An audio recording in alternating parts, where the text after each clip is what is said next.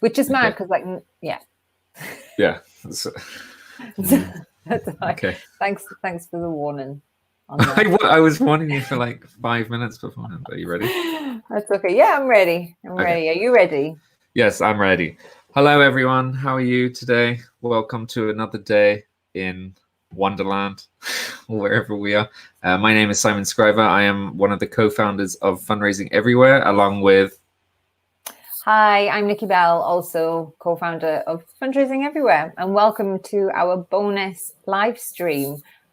So on Thursday, if you haven't heard already, we are running a 6-hour, 2-track virtual conference where all of the sessions have been specially curated to support you and your charity to get through the COVID-19 pandemic. Yes, indeed. So we have our conference. It is free to register for it. If you go to fundraisingeverywhere.com/COVID-19, then you can register for free and you'll get all of the access to the live sessions on Thursday. We'll be sending you out joining details for those. And then there's like rakes and rakes of bonus stuff, sessions and bonus materials coming with it as well, which you'll all get access to just simply by registering at fundraisingeverywhere.com/COVID-19. But today, like yesterday, Nikki and I thought we would jump on, surprise, and do a stream of one of the sessions, a broadcast of one of the sessions. And so wherever you are watching this, give us a hello, give us a reply on Twitter or LinkedIn or YouTube or Facebook, wherever you are, say hello. But we hope you will be able to watch this session if you have some time now. It's a great session. Otherwise, you will get access to it once you register for Thursday as well. You'll be able to get it after the conference as well. Yes, so on Thursday, the tracks that are running through the day are, so they're sessions made to help your charity find out what to do next. You know, how do you become digital? What should you do with supporters? So the resource library, which will be available to everyone who's registered at 6 p.m. on Thursday, they are sessions that have been curated to give you the tools and practical skills to actually be able to carry out that work.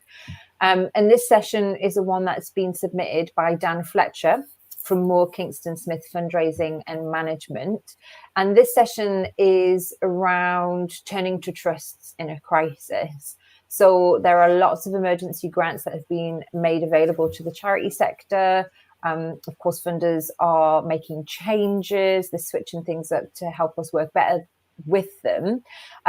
But obviously, there's a lot of competition. There's a lot of charities that are in this space at the moment where they need help. So what Dan is going to do is going to support you to help you quickly develop amazing grants that can improve your chances of being successful with those applications.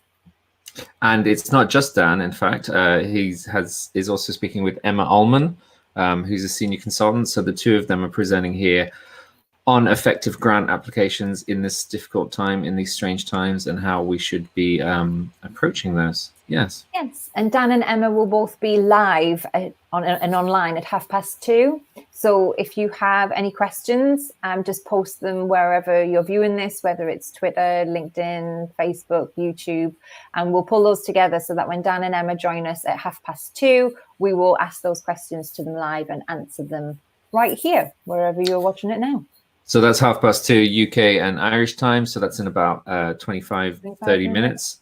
They will be here live. If anyone wants to tweet us questions or put questions on LinkedIn or put questions wherever you want, just put them on and we'll keep an eye. And then we'll have a chat with them after this session. Yeah. Yes. So anything over to Dan and over to Emma. No. Here we go. Dan Fletcher. Day about effective grant applications in the COVID-19 crisis. The influence of coronavirus has affected us all in many different ways, particularly in the way that we fundraise, and charities are having to think about making emergency grant applications in light of COVID-19. And for some charities, it may be a very new thing to do and they've never done it before. And so we're going to try and help you to navigate your way through that. As I said, my name's Dan and I work at Kingston Smith Fundraising and Management, where I head up our fundraising consultancy. And I'm going to introduce you to Emma now, who's going to talk us through the next few slides. Emma works with me at Kingston Smith. So over to you, Emma. Thanks so much, Dan. Hi to everyone out there. As Dan mentioned, my name's Emma Ullman, and I work with Dan at More Kingston Smith. And I've actually been fundraising now for over 18 years. So I've worked on the ground fundraising and managed various different disciplines too. And it's really great to be here today to help, well, hopefully help everyone, given what's happened with COVID-19 and some of the opportunities out there to apply for grants and actually how you go about that if you're new to the area. So we'll be talking for around about 30 minutes and Dan and I will be co-presenting, and then we've got an opportunity for you to ask any questions of us. So please do write any questions that come to you while we're presenting, and we'd be really more than happy to answer them at the end of the session. So without further ado, there should be a chat box that you can put some questions into, so just feel free to write away, and yeah, as Emma says, we'll deal with those at the end. Okay, great. Thanks Dan for picking that up. Great. So if we could just have the next slide, Dan, that would be great. Yeah. So this is really the session overview, basically the agenda of what we're going to be going through in the next half an hour. So we're going to start with an introduction, just talking about the relevance of grant fundraising in the current situation with COVID-19. Then we'll be going through some of the basic principles to stand you in a good position to actually receive some funding. So talking about keeping your application simple and what you need to think about when you're doing that. Just talking about the criteria and how important and vital it is that you read the criteria, and we'll talk you through the steps that you'll need to think about with that.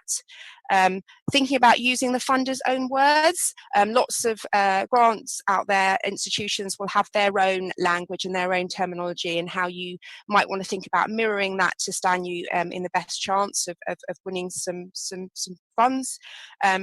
It's all about impact. We all know as fundraisers what we do. It's all about impact and demonstrating that, and we'll talk about that in a bit more detail. Costing it up properly, and as I said at the beginning, if you've got any questions, we'll be able to answer those questions at the end of the session, and we've got the chat box going, as Dan mentioned as well, so please do add any questions in there, and then we'll tie everything up with a summary at the end. So thanks, that's brilliant. Dan, if we can just go to the next slide. So as an introduction, just wanted to talk about coronavirus and the deep impact it's having on charities. I'm sure we're all aware of this as fundraisers. It's I guess in some ways a perfect storm, because the deep impact is coming from the reduction of income for lots of charities that's happening because of the situation. So for example, in London where I live, one of the key fundraising events that was actually cancelled last weekend was an event called the London Landmarks, which is a big half marathon event which lots and lots of charities buy places for, and that event was cancelled last week. It doesn't look like another date will be put in the diary, so that's quite a big hole for lots of charities to fill, and how are they going to do that? Another example, I'm sure all of you out there will have heard of this, the London Marathon. That hasn't been cancelled, but that's been postponed, so potentially there's a massive gap of income for lots of charities within a certain time period. So again, that's going to present huge amounts of problems, and that's just two examples of lots and lots of activity out there that's just had to be cancelled just because of the situation, which leaves a huge gap in terms of fundraising for lots and lots of organisations. Deep impact also comes from costs. As I'm sure a lot of you appreciate, for lots of charities, the demand for their services has gone up, which means their costs are going up. So there's the income drop, but potentially there's an increase in costs. So it's really, really difficult for charities to survive at the moment. So for example, Dan and I at the moment are working with a client who's had to launch an emergency appeal because they work with some of the most sort of vulnerable people the coronavirus incident. So they're looking after the elderly community, some of the most vulnerable people that they really need to get to, and they've seen a huge surge in numbers that need their support. So they really need to generate more and more income, but at the same time they're looking at some of their fundraising income reducing. So that's just one example of lots and lots out there, which shows that charities are really struggling at the moment with income, but some of the demands of their services are going up. But the good news is that grant makers are stepping up to the crisis, and we have seen evidence of that. And what we are doing in this webinar, as well as showing you the tools of how you go about applying for a grant, we also want to give you some pointers to some grants that are actually become available as a result of the crisis. So that could be a really good opportunity for some of you out there to go and have a look after this webinar is finished, just to see if the criteria fits with your organisation, and it might be a great opportunity for you. So again, as I mentioned before, we are going to give you the tools of how to go about applying, and some do's and don'ts as well. So thank you, Dan. If we can go to the next slide. That's great. So as I mentioned just a second ago, here on this slide, hopefully this is useful for you. Some of these funders have recently announced that they will be supporting charities as a result of the crisis. So for the UK specific ones, you can see there, there's London Funders, so there's a really useful website there. Emergency funding, City Bridge Trust, John Lyons Charity, Bloomberg, and within those funders on their websites, they will describe what they're looking for and the specific criteria you need to adhere to. So I would encourage you to look at that. There's the National Emergencies Trusts, and there's also something there from on LinkedIn. So someone called Ian McClintock. Apologise, Ian, if you're listening to this and I've mispronounced your surname. I think that's how you say it. But he has produced a fantastic resource of various different organisations that are actively looking for charities to support given what's happened, and as far as I know, that's going to be kind of regularly updated, so please look to that as a resource.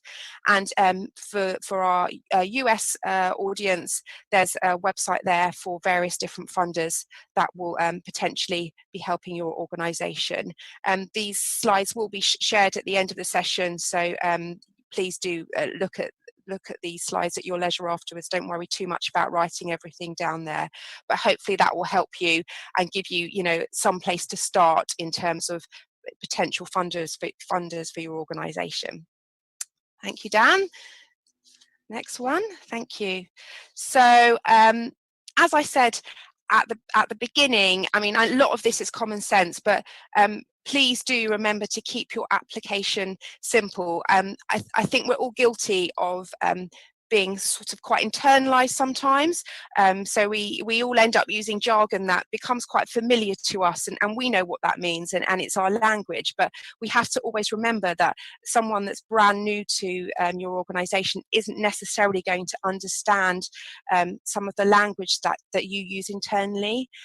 So make sure that you have that in the forefront of your mind when you're writing your applications. In fact, I think it's a really good idea to have someone look at the application that maybe doesn't know anything about your organisation before you submit it, because that's the same situation that a funder's potential funder is going to be in. They may not know anything about your organisation. So if you can get someone who is in the same situation, they'll be able to give you some really constructive feedback if things don't make sense, that as someone that's so internalised you might not kind of see very obviously. So I would definitely suggest that as a top tip. And remember that the people that you're writing to, they're just human beings at the end of the day. They're just people. So remember that when you're writing the application, and just keep it really simple and really easy to understand. And here we've just listed 4 kind of key questions to ask yourself when you are writing the application, just to keep in your mind, because these are the kind of things that funders going to be looking to for you to answer the questions to, really. So what are you trying? The first thing is, what are you trying to achieve? So, for example, as a result of the coronavirus, are you trying to help a brand new audience that's been affected by the situation? You know, it might be a new audience that's self-isolating. Who are you trying to get to? The second thing is, what's stopping you? What's stopping you get to those people at the moment? Is it the lack of income? Is it the lack of staff that you need to kind of be able to get this project up and running? Really think about that, and how the funder could potentially help with that. Next thing is, who or what will make the solution happen. So is it the funder through an injection of money, essentially, to enable this to happen? Is it a new employee that's going to start to enable this to happen? So really think about that idea. And last but not least, why do your beneficiaries need help? So what will life look like when and if the project that you're asking for funding happens, and what would life look like for the beneficiaries if nothing happens? So you're really demonstrating to the potential funders what difference you're going to make. That's really important. Dan, thank you. Okay, thanks very much, Emma. So that's all very clear. And so the next few slides will sort of build on some of those points about keeping it simple and delve into those in a little bit more detail. Emma's already talked about the importance of reading criteria, and I think that's very true. That it's important to remember that trusts, grant-making trusts, are charities too. They are set up by law to spend their money in certain ways. And unless those ways, or those objects as they're known, are very broad, then that will limit how the trust can spend its money. So trusts try to make it easy for charities by sort of spelling out what it is that they do and how they do it. And it's important to read that information and to read it carefully and to understand it.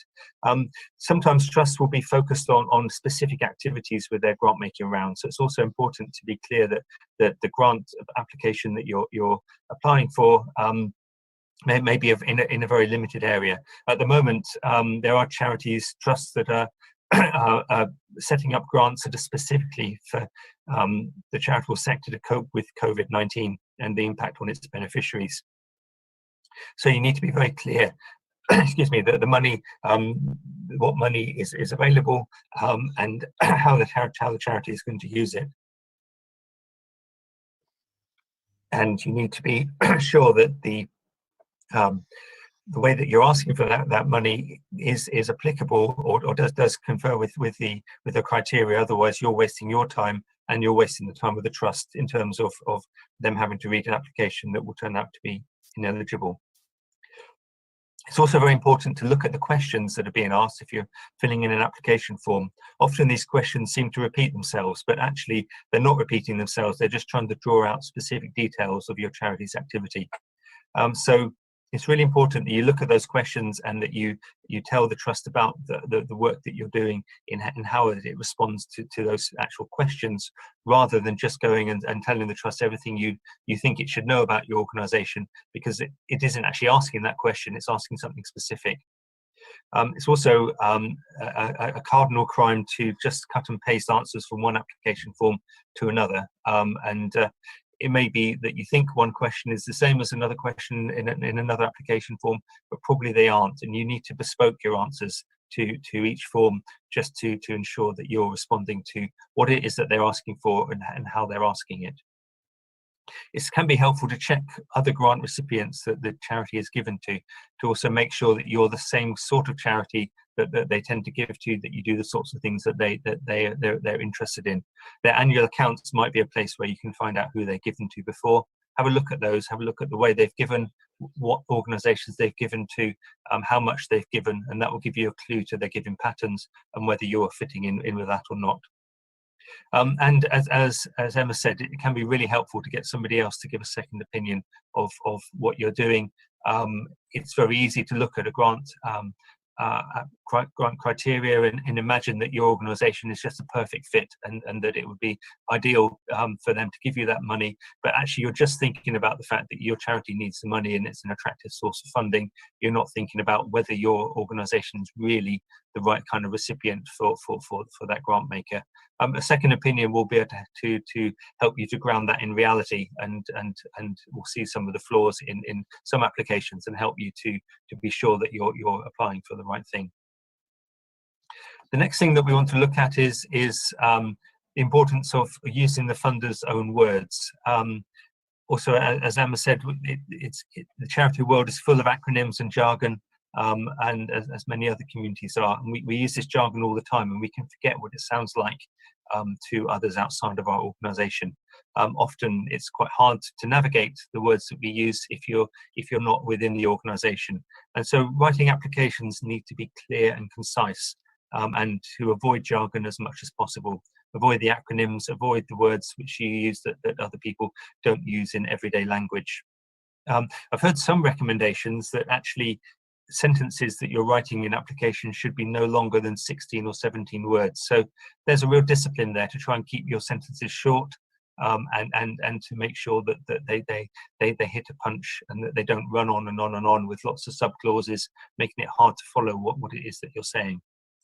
I've also heard that if you're writing in English, it's better to use words which are of an Anglo-Saxon origin rather than of a sort of Norman or Romance French sort of origin. So you use the word use instead of facilitate, or make better use, or make something better rather, instead of improve. I don't know completely the science behind that, but there seems to be something that the words that come from sort of the more the original Anglo-Saxon or Germanic origin are just easier for our heads to understand, and we don't get lost so much with that kind of wording. So those are some tricks that you might be able to try and apply, and that does help you to think closely about the length of sentences and whether you're really getting a punch with what you're saying. But most important, it's important to look at how the funder expresses themselves in their own written materials, and to use those to influence you and to help you to think about how you reflect back to them what it is that you're doing, and to show them that you're understanding what you're talking about, but in their own language, and that it fits the work that you do. So their language shows what they're interested in. It shows them what they prioritize. And then that helps you to prioritize those things too in what you're saying. So I'm not suggesting that you put things in your application that aren't true and consistent with what your organization does, but if you can phrase those in the same words as the funder, then that will make it easier for them to process your application, because they'll have a framework to do so. So one example, the Bill and Melinda Gates Foundation, huge global foundation, they say on their homepage, in developing countries, we focus on improving people's health and well-being, helping individuals lift themselves out of hunger and extreme poverty. In the US, we seek to ensure all people, and especially those with fewest resources, can access opportunities they need and succeed in school and life. So there's some strong clues there into what they prioritize, and also how you talk about it. So if your organization does improve people's health and well-being, if you can think about your organization and say that it does truly lift individuals out of hunger and extreme poverty, if you work globally, then talk about the things that you do in those sorts of terms. Lifting somebody out of hunger and extreme poverty is a form of jargon. It is a specific way of saying things, but it's their way of saying things at the Bill and Melinda Gates Foundation. And so if you're going to apply to them, talk in those terms as well. And if you're looking for US funding from them, then you can talk about people with the fewest resources, not people who are poor, but people who are with the fewest resources, and think about, well, what does that mean? What are those fewest resources that they have, and are those our beneficiaries? And how do we know that, and how can we express that to the Bill and Melinda Gates Foundation? So do the things in their words and phrases, but also don't use gibberish. Don't talk nonsense in your applications. And this next paragraph, or this next slide, shows a paragraph that I'll read out. We are seeking support to further our mission to develop interdependence in young people with challenging cognitive differentiation. We recognise that every young person is different, so that while one young person may join us at entry point 1 and find themselves capable of progressing to phase 3 after 18 months, another young person may require more time engaging with us at phase 2 before feeling capable of progressing further. Funding will be used to utilise differential opportunities to develop confidence and realign their cognitive focus. Now, that may mean something to somebody who's written that. It may mean something within an organisation, but for many people, that's just jargon and gibberish, and it doesn't really help a funder to understand where their funding might be used or how it might make a difference. The sentences were really quite long. There were lots of sub-clauses, lots of words which need a little bit of explanation of they're not general words that everybody uses. So make it easy for the grant makers to understand what it is that they're giving to, and make sure that what you write is well written and easy to understand. So I want to finish up with two more tips which are a bit more technical, a bit more practical in content. The first of them is around impact, and impact is a word that lots of charities talk about, lots of funders talk about. It is important for organisations to really understand their impact and to get that right. But what does that mean in a crisis? Even in a crisis, funders won't want to be pouring their money away without making sure that it makes an impact. They want to be sure that the money that they might be giving to you is going to make a difference, and that you understand how that difference is going to happen. They want their grants to make a difference. That's their charitable objects. Make sure that they have to do that. So how do you go about that? Firstly, you need to really understand what your theory of change is, or theories of changes. So what changes as a result of your work? What difference happens? And as a result of COVID-19, there may be changes to how you are working and what's going on. So you maybe need to go back to basics. You need to think about what are the outputs that you're delivering, what actually happens as a result of the activities that you want to seek funding for, and then what happens as a result of that. What are those changes or outcomes to the people, generally people who are benefiting from those outputs? And then think about the wider impact. What happens to society as a result of what you're working on? So Emma talks a bit about some work we're doing with a charity that's working with older people. For them, they're now unable to do some of the things that they used to do before the coronavirus hit. Because of social isolation, they're not able to organise groups for older people. They're not able to get them together in community spaces, and then it's even harder for staff in this charity to go to the older people's homes and to help them there, because those older people are vulnerable and they should be socially isolated. They shouldn't be meeting lots of people who might be carriers of COVID-19. So instead, they're phoning and doing video calls in order to help people and to maintain contact and to find out what needs the older people have. So what happens as a result of the calls that they're making? We need to think that through, and that's the kind of thing which we then need to talk about in terms of impact. So the calls are the outputs, but what are the outcomes from those calls? It might be that as a result of a call, the person making the call is able to arrange for food or medicine to be delivered to that older person, because that older person has been able to express that they have a need. They're not able to get out. They're running short of food. Some of the people that this charity's spoken to are down to the last food. They're likely to go to bed hungry because they have nothing left, or they might be in dire need of medicines because their prescriptions have run out, and they don't have anybody to call on to be able to help them to get those vital resources. So then, what are the wider impacts of that? There's wider impacts in terms of people's health. When medicines are delivered, then they're going to remain healthy. They're not going to be at risk of needing wider health and social care services. There's going to be improvements to their mental health, so they're going to be relieved. They're not going to progress into depression or worse aspects of poor mental health. And so you can talk about the outputs, you can talk about the outcomes, and then you can think about the wider impact of making those phone calls and why those are important. And it's also important to continue to listen to stakeholders and to use the information that they provide in order to describe your impacts, and put that in your applications. And think about things that you can measure, think about questions that you can ask your beneficiaries, maybe 2 or 3 simple things on a call. You're like, on a scale of 1 to 5, how are you feeling? That's something that could be easily asked and easily measured. And then you can also use that in your application to demonstrate the difference that you're making, particularly if you can see that difference changing over time. And so lastly, I want to think about costing things up properly.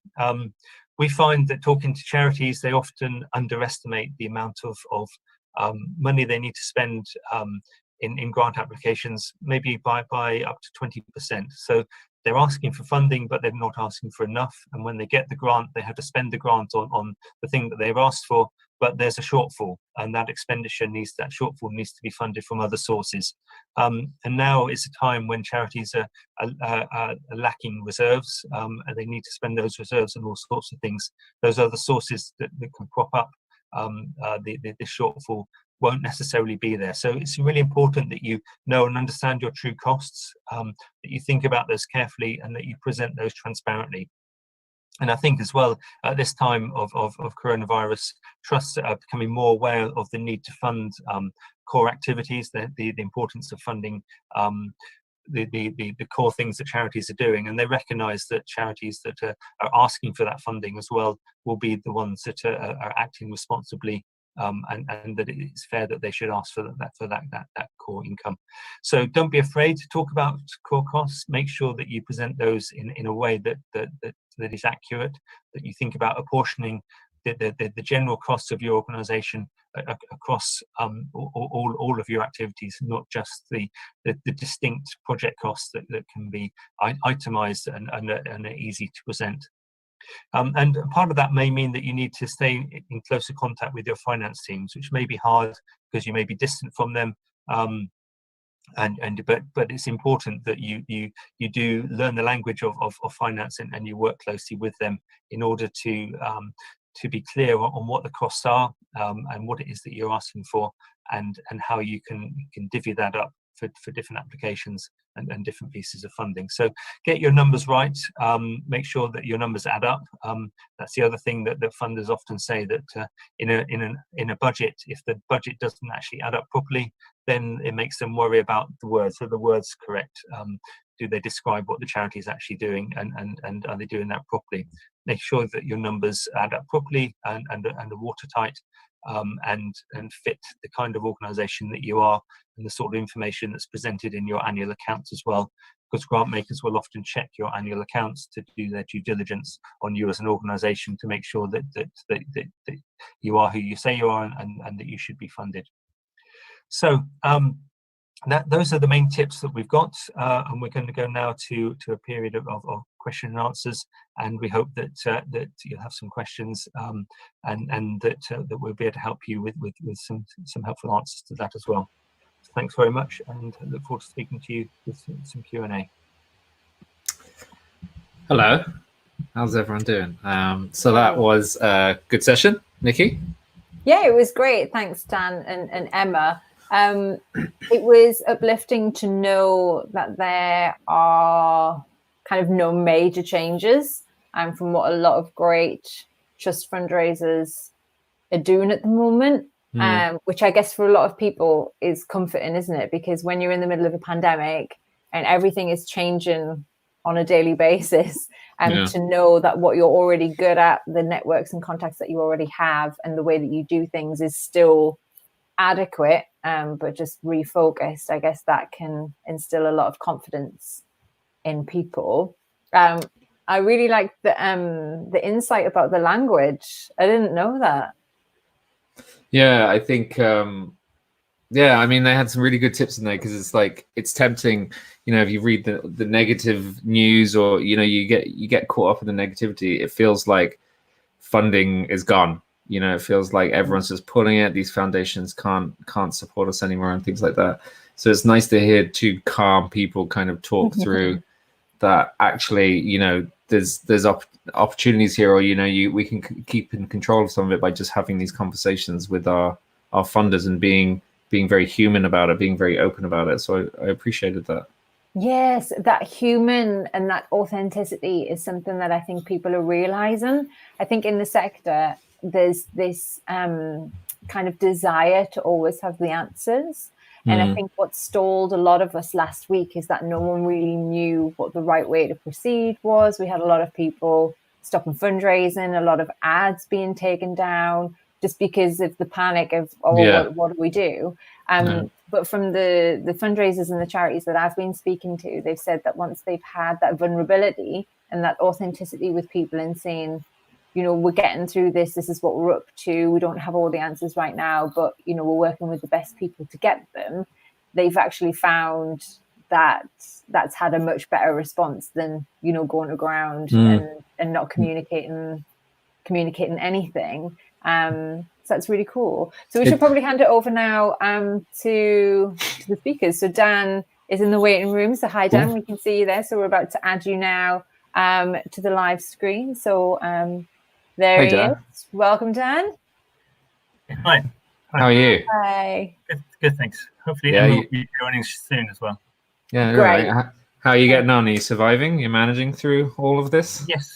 Yeah. So just switching. I had you coming through my ears in two different ways then.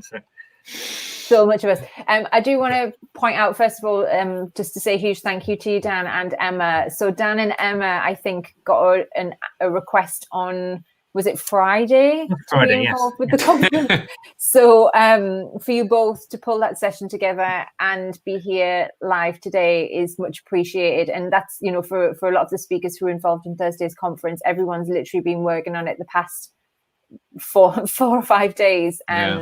So really, really appreciate that bit. So thank you. How have you found it working with charities? What was the initial reaction like compared to what the work that they're doing now? I think you've been talking about last week being a week of adjustment and sort of getting our heads in completely different places, or working out how to move our heads into completely different places, and that's what I've been experiencing. Charities thinking about doing emergency appeals when they've never done anything like that before. That's something which has been an interesting process to go through with some of our clients. I talked about, or Emma and I talked about one of our clients working with older people, and they've had to not only completely reconfigure the way they provide services, but they've had to recognize that their funding that's coming in has to come in different ways now as well. So they're having to rely on public funding when maybe they haven't done that in the past. So it's a lot of adapting. And I guess in some ways we've all sort of adapted quite quickly to talking to lots of people from our living rooms or from our bedrooms or wherever, and not having to get up in the morning and put your work clothes on, but just to roll out of bed and start straight away. But at a more fundamental level, the bigger adjustments with how charities are working, and I suppose it's also not knowing where this is going to go. You know, what's going to happen in 3 months' time, what's going to happen in 6 months' time. We never know exactly what the future is going to hold, but now there's so much uncertainty. It's hard to know how to prepare for something now, which when you don't know what it's going to be like later on. I was talking to another charity this morning, and they don't know whether they'll still be in existence in 6 months' time if they don't get enough funding in this short, the next 3 months or so. Then that would be really tricky for them. So do they try to develop relationships with grant making trusts, for example, and offering them things that they're doing over the next 6 months, and then realize that actually they can't do that, do they? They can't proceed in that way. So it's also getting charities to, the emergency appeal for here and now is easy to make. The appeal to how to ask for funds in 6 months' time is trickier, but not impossible, but trickier. What about the grant making organizations themselves, like the foundations and these organizations? A lot of them are obviously going to take a hit in their, I suppose, financial investments or wherever they get their funding from. What's your feeling for the future for them? Not just the charities, but the people who are funding us. Are they even going to be around in 6 months? Some of them. So yeah, I think they will be around. I think grant making trusts are by nature more resilient than the charities that they fund. Yes, those which are have endowments and who are sort of reliant on investments have had a huge hit, 30% or so taken out of their reserves, perhaps. Wow. That's going to make it harder for them, but it's happened before, 2008, 2009, when there was a crash at that point, the housing crisis in the US and then hit globally. That was the same sort of, or maybe not quite at the magnitude, but it was a pretty large hit to many trust funds, and they did manage to bounce back. They adjusted their processes. They gave out maybe slightly less funding. Maybe not in the immediate aftermath, but over the sort of following years, and then they built up again. So what I'm seeing is actually a lot of responsiveness, a lot of being responsible with the funds, and a lot of people in the trust world talking about the fact that their job is to give away money to help their beneficiaries, and they can't. The only way they can do their job and fulfill their objectives is by giving that money away to charities who do the work. The trusts don't do the work, but their money is there, held in trust for it to do something good. Sure. So I just had a message from Emma to say she's trying to get online, but she can't seem to get in. I'm not sure. She was on the Google Hangouts, so I don't know whether that was. Has she got? Okay, yeah, she needs. It's the link. Yeah. The link that I've sent. The StreamYard link. Hopefully she can click on that one as well. But I was going to say those trusts sort of are recognizing that without the charities out there, then they can't do their job properly either. So they've got to be responsible. They've got to step up, and they've got to help charities survive. Otherwise, they also won't have a purpose in the future if there aren't charities out there for them to give money away to. It is a symbiotic relationship. Sure. So what happens then? Because they were in the same position last week. So I know of a lot of organisations who've applied for maybe like first rounds of funding, and then that's being postponed to the autumn. And I think again that's just because we didn't know what was happening. Some of them were a bit slow to kind of pivot to digital. So what now can they do to help charities? Because if they exist to award the funds and the charities need it now, even though they've made that initial decision, how can we actually work forward and say, we got that wrong, let's do it this way instead? Sure. So not every trust is able to sort of pivot as quickly as we'd like them to. I guess there is that reality. But there are some that are definitely recognizing the importance to do that, and are either, I guess what's happening is that a number of trusts are focusing their grant making now on COVID related causes, which helps some charities, not all charities. So that's good for some charities, less good for others. Trusts that have existing grants in place are telling their recipients that they can go on a 3-month or maybe a longer holiday in terms of having to live up to their grant expectations. So that does help some charities, but it is just a short-term fix, just to plaster over the wound, I guess. Other charities are sort of looking at what ways that they can make things work in terms of sorry, Nikki, you just sent me a link. Then is that for? Oh, that's for Emma. For Emma to get in. Okay, yeah. Let me just. Yeah, you're right. Do you want to? I might just say hello to. There's a few people watching this. Elvis in Cameroon is watching this, and Elvis has a question, which we'll come back to in a second. And there's a few other people commenting, like Mary Moorish, Laura. Hello, Laura. Yeah, a few people watching this in different places. But Elvis is asking, I mean, he's asking specifically about African funding, but I suppose more general around the world. His question is a good one, is if you know, looking beyond existing relationships, how are we fixed for finding new relationships right now, you know, in terms of identifying new funders and applying to grants for first time? Is this something that's pretty unrealistic for the next few weeks or months even, or should it still be business as usual in researching, identifying and applying? So I would definitely encourage organisations to do that research, to look and to apply and to try new things. Yeah, we're in. Everybody keeps saying it's sort of unprecedented times. It's almost becoming cliche now, but we are, and funders recognise that. They recognise that there's needs that they maybe didn't know about beforehand, or hadn't approached them before. And the impact of COVID-19 is affecting charities in different ways.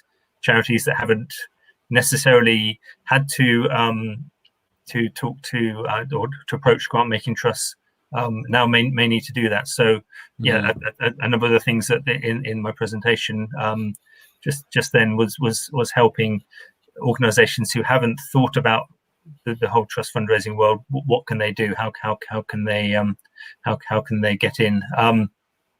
How can they approach the grant making trusts, and what tips do they need to know in order to do that? So yeah, look them up. There may be some new bits of new funding coming on stream as well. I think you know, Martin Lewis in the UK, I know it's UK based, but he has been giving funding away through a trust, but at a different scale to what he's immediately responded to last week with the COVID crisis. Other philanthropists are stepping up as well in different ways. So there will be new bits of funding out there as more individuals recognise that they need to respond, and some of them will do that through the trust, grant making trust process. Or that makes the most sense to do so. Yeah, very good. I believe Emma has arrived backstage, so we're going to bring Emma to front a house as well. In the green room, is she? Yeah. She's in the green room. Yeah, she's mingling. She's mingling with Bono and Meatloaf and everyone else. How are you, Emma? How are you getting on? I'm good, thank you. Yeah, I'm sorry about that. That's all right. Technical difficulties, but yeah. So I'm here. The internet is a maze sometimes. And you're locked in. You're managing all right. Are you going stir crazy, or are you okay?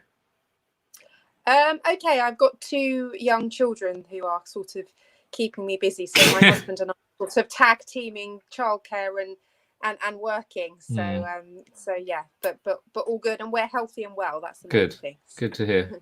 If I mute myself and do this, that's what I'm doing. I'm just you've got a small child as well.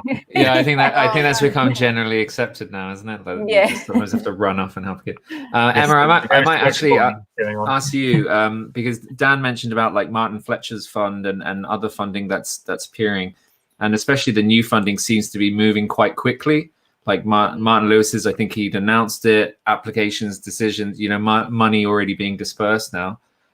So I'm just curious how we as charities adapt to that if we're going to start seeing decisions and things moving much quicker. Charities sometimes, you know, are can be quite slow, especially if boards are only meeting every 3 months normally. Now this might be slowing things down even more. How do we stay as fast as the funders? Well, I think one of the most important things is to almost sort of keep abreast with everything that's coming up. So making sure that you kind of are linked into all of the kind of the main charity networks that will tell you about where all this funding's coming from. I think that's going to be sort of really important. And almost, I would say, have those conversations with trustees in advance. So almost preempt that decision before you need to make those decisions in a way. So don't wait for the opportunity to come. Be having those decisions with them now, so that as and when the opportunity comes along, you've almost already got the sign off. So I would suggest you be having those conversations now. But yeah, there's like so many websites out there now that will tell you about all of these trust options. I think within the presentation we relayed some of those opportunities, but there'll be more and more that come out as the weeks go by. So it's just making sure that you're I guess looking externally out from your organisation at some of those opportunities, not just looking at sort of the internal decisions you need to make, but actually what else is out there. That's really important. Sure. Yeah, I think that's a great idea in terms of getting prepared beforehand, or getting almost like the theoretical sign off from trustees, so that you can move a bit nimbler. And then, keeping an eye on what places like Institute of Fundraising and Akivo and AFP in America, places who maybe announce funding that comes up, and keeping an eye on their social stuff. And that will be really current as well. And the link that we put in, the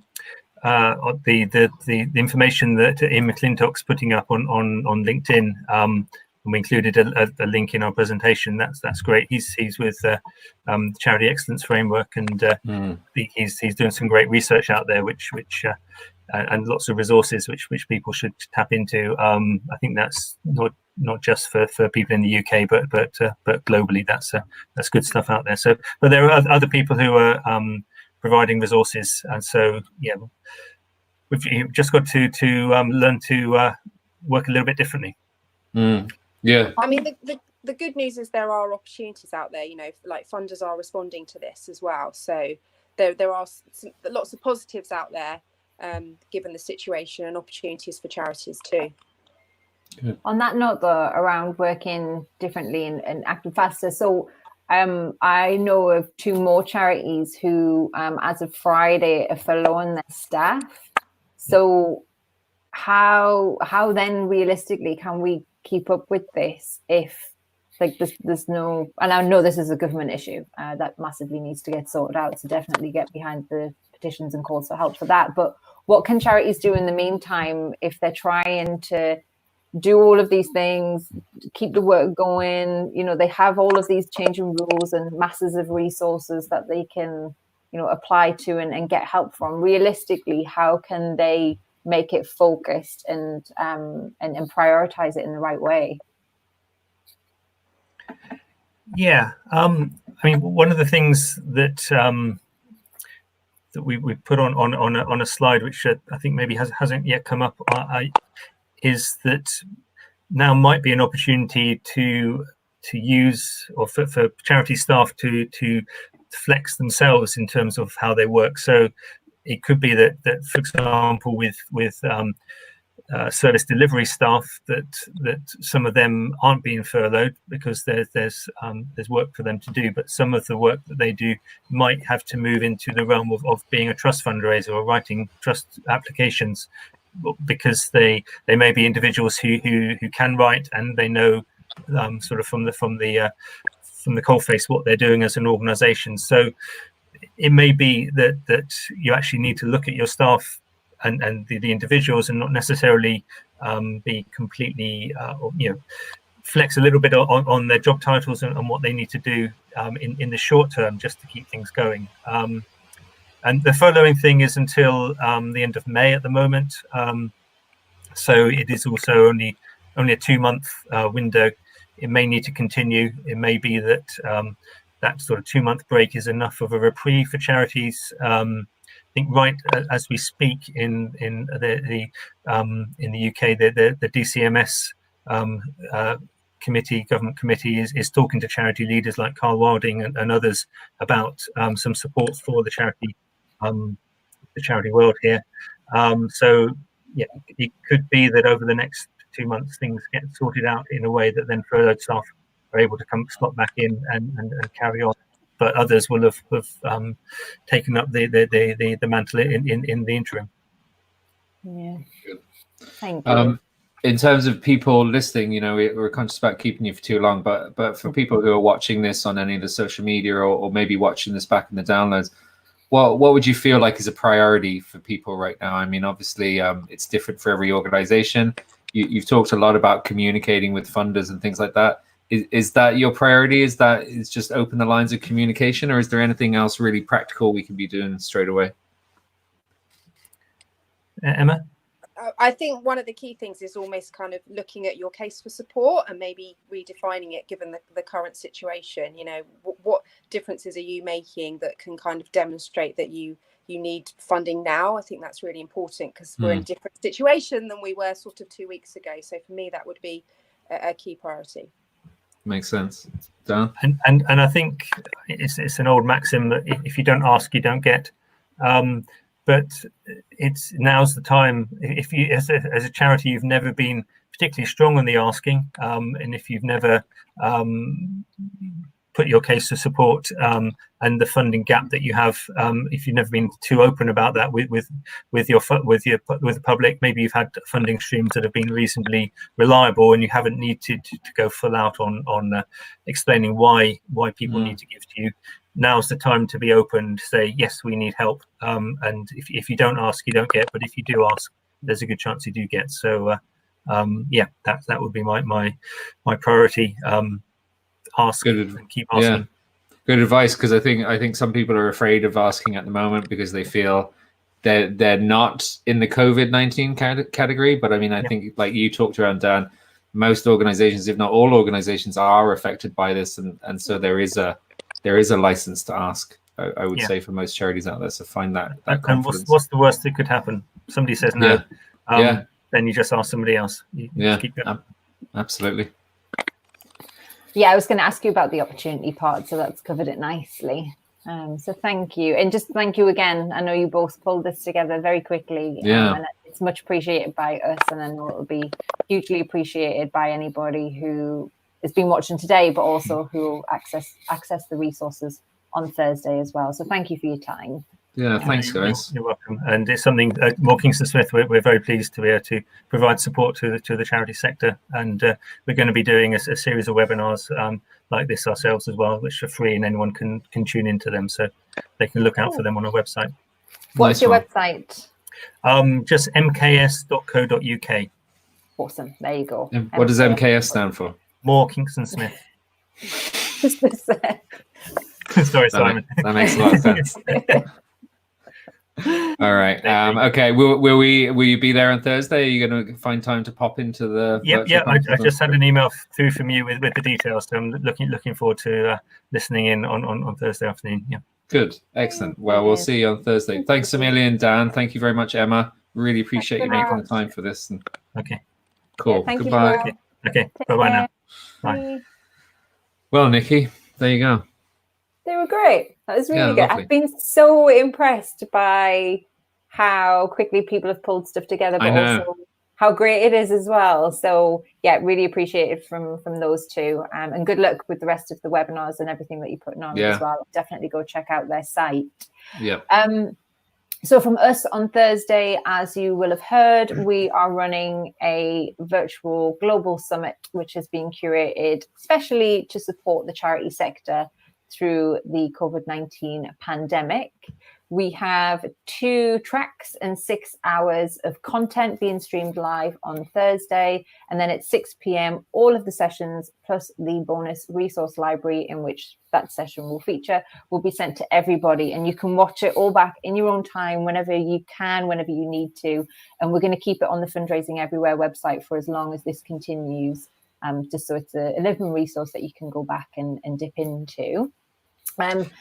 Some of the other sessions that we have on Thursday, we have setting up a response task force, working with your board to cope in crisis, turning cancelled events into digital events and utilising social media. We have lots of things on digital. There's a track dedicated just to digital for anyone that's wondering how they can do that at this moment. But we also have sessions on wellbeing, time management, using the telephone, everything that we've thought that you might be finding a challenge at the moment, it is there, and there it is on the screen. So that's the live event on Thursday, and it's all free.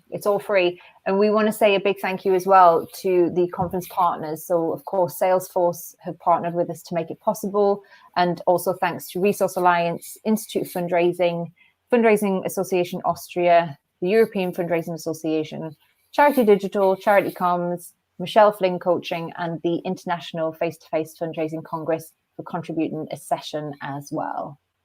It's awesome to see so many of the organizations come together, just like no questions asked. They just got stuff ready and just wanted to push it out and share it out. It's lovely. Yeah, well, it's for the purpose of the fundraiser, isn't it? Like, oh, I know. Well, sure. It's just a very generous sector to start off with. Doesn't matter who does it. Just do it. Just do it. Yeah. All right. So yeah, as Nikki said, that full schedule is up now at fundraisingeverywhere.com/COVID-19. You can see the full schedule. You can see the speaker lineup, and you can see all the downloads that are going to be made available for all registered attendees. There's a lot of downloads. Laura downloads. It was either a lot of downloads or like 6 tracks. I can't. Yeah, you're right. Do that. Right. And on Thursday as well, it's going to be totally interactive. So we will both be there. Good coughing into the elbow. Wow. Do you like that? And I'm muted as well. I'm getting really good. Thank you.